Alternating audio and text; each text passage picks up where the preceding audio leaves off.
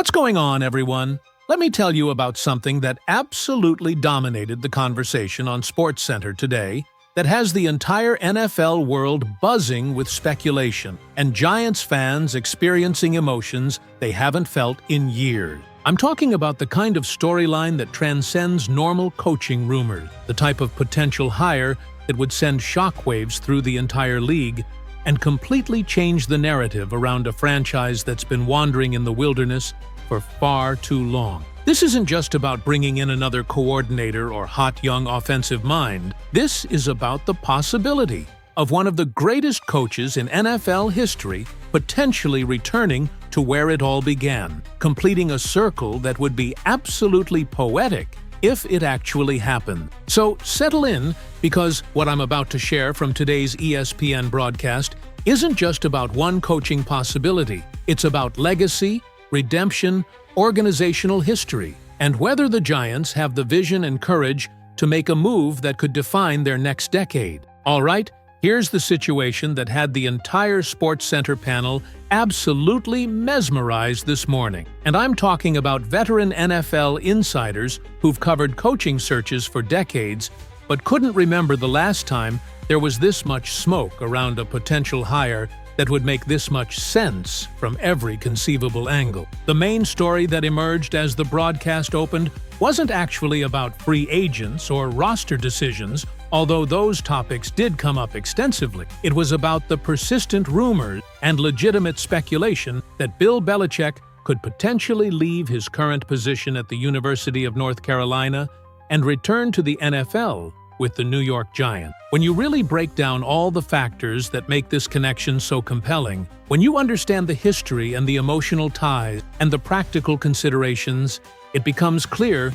that this isn't just media members creating content. This is something that could genuinely happen. Hey, what's up, everyone? Before we jump into this massive Giants news, I just want to ask you for a quick favor that would mean the world to me. If you could just take 1 second right now and hit that like button, it would be incredibly important to me and helps this channel grow so much. I know it seems like a small thing, but those likes genuinely make a huge difference in getting this content out to more Giants fans who need to stay updated on everything happening with this team. So seriously, just tap that like button real quick. It literally takes 1 second, and it helps me out more than you know. Let me start by giving you the full context that SportsCenter was establishing right at the beginning of the broadcast, because understanding Belichick's relationship with the Giants organization is absolutely essential for grasping why this potential reunion keeps coming up in conversation. Belichick spent 12 years with the Giants early in his NFL career,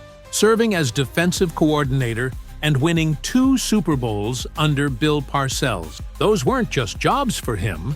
Those were formative years where he established himself as one of the brightest defensive minds in football, where he built the foundation for everything he would accomplish later with the Patriots. The ESPN analysts were showing clips of Belichick talking about his time with the Giants over the years, and you can hear the emotion in his voice. You can see how much that organization means to him on a personal level. But here's what really got the SportsCenter crew fired up about this possibility. And this is where the storyline becomes almost too perfect to ignore. Belichick is currently 14 wins away from breaking Don Shula's all-time record for coaching victories in NFL history, including playoffs. He's 72 years old. He's coaching college football at UNC, which is fine, but clearly isn't his passion the way the NFL was, and there's this sense that he has unfinished business in the league. The analysts were discussing how returning to the Giants, the franchise where he first made his name, to chase that record and potentially win one more championship would be the ultimate full-circle moment, the kind of career capstone that you couldn't script any better if you tried. The show dove deep into why Belichick supposedly didn't get any NFL head coaching jobs in the last hiring cycle, despite his legendary resume. And here's where things get really interesting from a Giants organizational perspective. The reporting suggests that Belichick wanted total control over football operations, essentially wanting to be both head coach and general manager, with final say on all personnel decisions. Most teams weren't willing to give him that level of authority. They wanted to maintain separate power structures and not hand everything over to one person, no matter how accomplished. But what if the Giants were willing to make that concession? What if they fired Joe Schoen or moved him to a different role and gave Belichick the keys to the entire operation? What the SportsCenter panel kept emphasizing, and I think this is absolutely critical for understanding why this makes sense for both sides, is that the Giants are desperate for someone to come in and completely change the culture and direction of the franchise. They've been mediocre to bad for years now. They're 2-10 this season, which is absolutely unacceptable. They've tried multiple different coaches and GMs, and nothing has worked. Bringing in Belichick wouldn't just be hiring another coach, it would be making a statement that the organization is serious about winning, that they're willing to do whatever it takes to get back to championship contention, that they recognize they need someone with proven success and iron will to turn this ship around. The panel spent extensive time analyzing what Belichick would bring to the Giants beyond just his coaching acumen and strategic brilliance. And this sparked really interesting debates about organizational philosophy and team building. Belichick is famous for his Patriot Way culture of discipline, accountability, doing your job, putting the team above individual glory. The Giants have lacked that kind of identity and cohesion for years. They've been a collection of individual players rather than a truly unified team. The ESPN analysts were discussing how Belichick would immediately establish standards and expectations, how he'd demand excellence in every aspect of the operation, from how players prepare to how the cafeteria is run, how his presence alone would elevate everyone around him. What I found particularly fascinating during today's SportsCenter discussion was when they started connecting the Belichick speculation to the Giants' current roster situation and the free agent decisions they face this offseason. The broadcast had been breaking down all the pending free agents and whether the Giants should bring them back. Guys like Wan'Dale Robinson, who's having a career year, Cordale Flott, who's played like a top 20 corner, Jermaine Eluemunor, who's been excellent at right tackle, Micah McFadden at linebacker.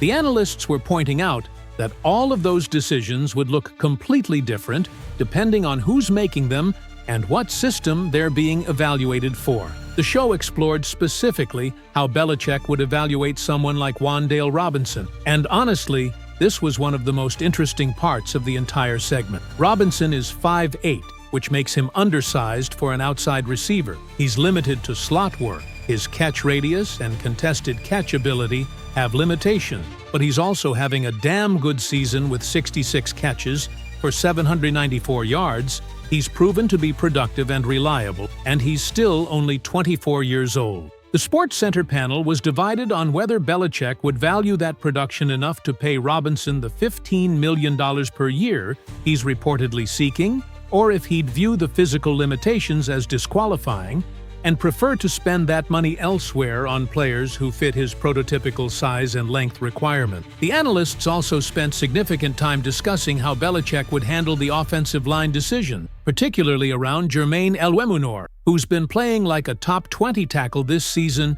and protecting Jackson Dart's blindside effectively. Belichick has always valued offensive line play above almost everything else. He's built multiple championship teams with dominant lines that could run the ball and protect the quarterback. The ESPN crew was suggesting that keeping Eluemunor would probably be a priority for Belichick, that he'd recognize the value of having two bookend tackles in Eluemunor and Andrew Thomas protecting a young franchise quarterback. You can't be cute or cheap when it comes to offensive line play when you have a developing QB, and Belichick would understand that implicitly. What really struck me during the ESPN analysis was when they started discussing the elephant in the room, which is that hiring Belichick at 72 years old is a massive risk for any organization. How many good years does he have left? Is he still the same coach he was a decade ago?